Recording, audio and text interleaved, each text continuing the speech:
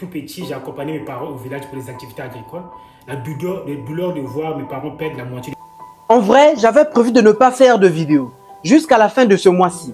Mais il y a quelques jours de cela, je suis tombé sur la vidéo d'un jeune africain qui a mis en place une technologie innovante et prometteuse qui menace de pénaliser des grandes puissances. Mais au-delà de ce qu'il a réalisé, il se cache un secret qui te permettra de libérer les génies qui sommeillent au fond de toi. Mais pour découvrir ce secret, regarde ça.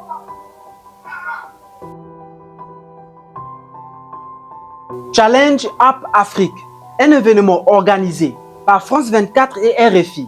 Le but de cet événement est de mettre en valeur ou d'accompagner des jeunes inventeurs ou innovateurs africains.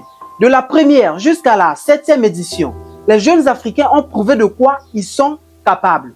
Mais à la 8e édition, un jeune va présenter un projet révolutionnaire appelé Greenbox. Pour comprendre son enjeu, j'aimerais qu'on regarde d'abord cet extrait. Tout petit, j'ai accompagné mes parents au village pour les activités agricoles.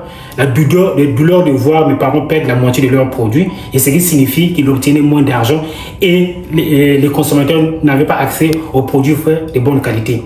Et c'est dans cette dimension, nous avons fait une étude au Congo. Les pertes post-récolte représentaient pratiquement 48% de la production locale, et au niveau de l'Afrique subsaharienne, c'était plus de 40% des produits qui n'atteignent pas les marchés par manque d'infrastructures appropriées et manque d'informations. Il y a un outil d'analyse des marchés pour les petits exploitants agricoles.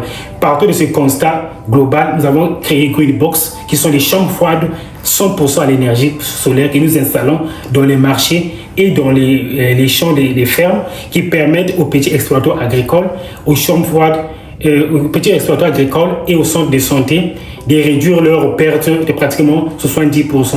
J'ai toujours dit que ce monde appartient aux pauvres. Parce que si tu regardes dans l'histoire de l'humanité, des personnes qui ont façonné ce monde, des personnes qui ont révolutionné ce monde, ne sont pas nées dans des familles riches. Beaucoup ont traversé l'enfer. D'autres ont vu leurs proches partir par manque de moyens, par manque d'argent, pour leur offrir des soins médicaux. Si je parle ainsi, c'est pour te faire prendre conscience que tu peux naître dans une famille pauvre, comme Divin qui voyait ses parents travailler la terre tous les jours. Mais au final, pour perdre leurs produits par manque de moyens de conservation.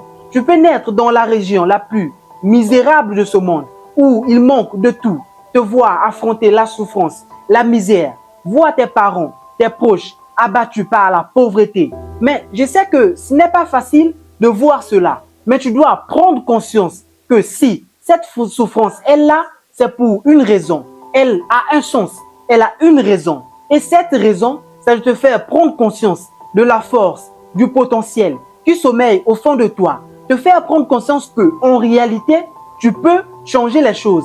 Malgré les adversités, malgré les obstacles que tu affrontes, tu peux changer les choses. Tu peux être la première personne de ton quartier, de ta famille, à faire cela. Mais pour arriver à ce niveau, il suffit de réfléchir à comment faire pour arriver.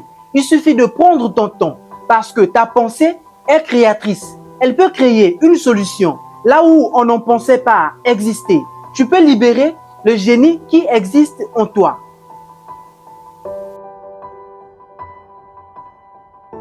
On a tous un talent, un génie qui sommeille au fond de nous. Mais qu'est-ce qui nous empêche de libérer notre génie? Je te prends un exemple. Divin est né dans un environnement limité. Il voit ses parents perdre presque la moitié de leur production agricole, comme je l'ai mentionné précédemment, par manque de moyens de conservation.